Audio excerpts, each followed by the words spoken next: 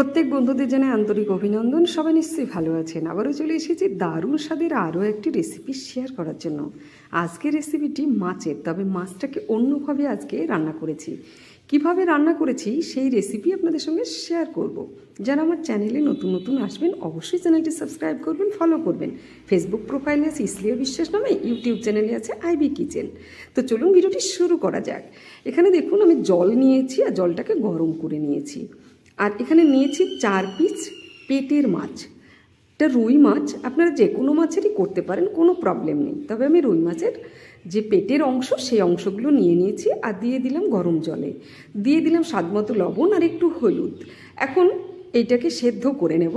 একটা ঢাকা দিয়ে দেব, কিছুক্ষণ ফুটিয়ে নেওয়ার পরে আবারও এটা উল্টে দেব। এখন উল্টে পাল্টে দিয়ে এটাকে খুব ভালো করে কিন্তু সেদ্ধ করে নিতে হবে। তো এগুলো সব উল্টে দেবো, 4 পিসই উল্টে দেওয়ার পরে আবারও একটু ঢেকে দেব। ঢেকে দিয়ে খুব ভালোভাবে এটা সেদ্ধ করে নেব। উল্টে নিয়েছি, এবারে আবারও ঢেকে দেব, কিছুক্ষণ আবারও ফুটিয়ে নেব। তারপরে আবার এটা উল্টে নিয়ে সেদ্ধ হয়েছে কিনা দেখে নিয়ে গ্যাসের চুলাটা অফ করে দেব। সেদ্ধ হয়ে গেছে খুব ভালো। এবারে গ্যাসের চুলা অফ করে দেব আর একটু ঠান্ডা করে নেব। এদিকে নিয়েছি আমি বেগুন, কয়েক পিস বেগুন দিয়ে কিন্তু এই মাছটা রান্না করব। তো এই বেগুনগুলো নিয়েছি আর দুভাগ করে নিয়েছি। এই বেগুনগুলো ছোট ছোট, এই বেগুনের নাম কিন্তু ঝুমরি বেগুন। তো যাই হোক, আমি এগুলো সাইডে রেখে দিলাম। খুব ভালোভাবে বেগুনটাও আমি ভেজে নেব। তো এখন মাছের যে কাঁটাগুলো সেগুলো কিন্তু খুব ভালোভাবে বেছে সাইডে এগুলো রেখে দেব।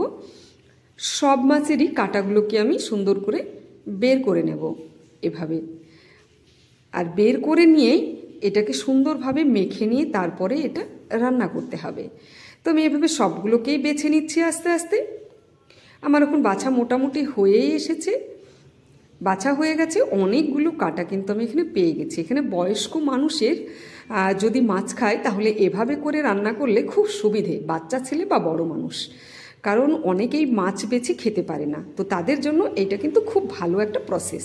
আমি খুব ভালোভাবে এখন মাছগুলোকে নিয়ে নিয়েছি কাটা বের করে। আর এখানে দিয়ে দিলাম বেসন, দিয়ে দিলাম জিরে গুঁড়ো, দিয়ে দিলাম হলুদ গুঁড়ো, আর এখানে দিয়ে দেবো একটু পোস্ত বাটা।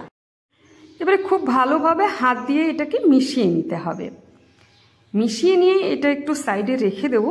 এরপরে একটা পেঁয়াজ কেটে নেব আর এখানে একটা পেঁয়াজ কুচি আমি দিয়ে দিলাম। আর এখানে একটু লঙ্কা গুঁড়ো দিয়ে দেবো। অনেকে লঙ্কা বেছে খেতে অসুবিধা বোধ করে, তো সেই জন্য আমি এখানে লঙ্কা গুঁড়োই দিয়ে দিলাম। আবারও খুব ভালোভাবে এটা মেখে নেব হাত দিয়েই। মেখে নিয়ে একটু সাইডে রেখে দেব। এদিকে প্যান বসিয়ে দিয়েছি আর এর মধ্যে দিয়ে দেব তেল। তেলটা যখন গরম হয়ে যাবে, এদিকে মেখে রাখা মাছগুলো আমি সুন্দরভাবে মাছেরই শেপ দিয়ে নিয়েছি। আর এটা তেলের মধ্যে এখন আস্তে আস্তে সবগুলো ছেড়ে দিতে হবে, ভেঙে না যায় সেদিকেও লক্ষ্য রাখতে হবে। তো এভাবে সবগুলো কিন্তু তেলের মধ্যে আমি দিয়ে দিয়েছি আর এখন খুব ভালোভাবে ভেজে নিতে হবে। এক পিঠ যখন ভাজা হয়ে যাবে অপর পিঠটাও উল্টে নিয়ে ভালো করে ভেজে নিতে হবে। তো অপর পিঠটা আমি উল্টে দেব খুব ভালোভাবে। এক পিঠ কিন্তু আমার ভাজা হয়ে গেছে, এখন উল্টে নিচ্ছি সবগুলো। আর খুব সুন্দর হয়েছে এক পিঠ ভাজা। অপর পিঠটা ভাজা হয়ে গেলে আমি এটা তুলে নেব একটা থালার উপরে। এদিকে বেগুনগুলো কিন্তু আমি খুব সুন্দর করে ভেজে নিয়েছি। সব মাছগুলোই আমি তুলে নিলাম আর তেলটা দিয়েছিলাম সেটাও তুলে নিলাম। এবারে একটা পেঁয়াজ কুচি দিয়েছি, তাতে দিয়ে দিলাম তেল, একটুখানি নেড়ে চেড়ে নেব। আর এর মধ্যে দিয়ে দেব একটু ধনে পাতা, পেঁয়াজ, রসুন বাটা আর একটু আদা, আর তার জলটা এর মধ্যে দিয়ে দিলাম। এবারে এর মধ্যে একটু হলুদ গুঁড়ো দিয়ে দেব, গোটা লঙ্কা দিয়ে দিলাম কাঁচা, দিয়ে দিলাম স্বাদ মতো লবণ, আর এখন দিয়ে দেব একটু জিরে গুঁড়ো, 10 রকমের মেশানো জিরে গুঁড়ো। এবারে খুব ভালোভাবে মশলাটা একটু কষিয়ে নেব। একটু কষানো হয়ে এসেছে, এর মধ্যে এখন দিয়ে দেব দুধ, জাল করে রাখা গরুর দুধ 2 বাটি এখানে অ্যাড করে দিলাম। আপনারা যে কোনো দুধ দিতে পারেন, কোনো প্রবলেম নেই। এবারে আমি দিয়ে দেবো এর মধ্যে বেগুন। খুব ভালোভাবে ফুটে গেছে, দুধটা দিয়ে দিলাম বেগুনগুলো। এবারে একটু কষিয়ে নেব বেগুনগুলো মশলার মধ্যে। খুব ভালোভাবে যখন কষানো হয়ে যাবে এর মধ্যে দিয়ে দিতে হবে তখন জল। এবারে আমি জল অ্যাড করে দিলাম। এটা কুসুম গরম জল আপনারা দিলে খুব ভালো হয়, আমি কুসুম গরম জলই দিলাম। এবারে খুব ভালোভাবে যখন ফুটে যাবে এটা, তখন এর মধ্যে অ্যাড করে দেব ভেজে রাখা মাছগুলো। ভেজে রাখা মাছগুলো দিয়ে দিলাম আর খুব ভালোভাবে এটা কিন্তু ফুটিয়ে নেব। এটা বাচ্চা থেকে বড় প্রত্যেকের উপকারী খাওয়া হবে। এবং এটা যারা মাছ বেছে খেতে পারেন না কাটা, তারা কিন্তু খুব ভালো করে চেটেপুটে খেতে পারবেন।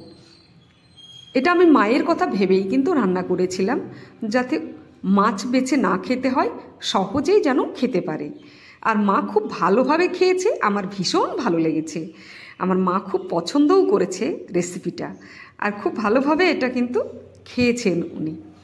তো যাই হোক, আমি এখন তুলে নেব কিছুটা, আর আমি একটা থালা নিয়ে তাতে সার্ভ করব আমার মাকে। আর উনি খুব সুন্দরভাবেই এটা খেয়েছেন, তো আমার খুব ভালো লেগেছে সেই জন্য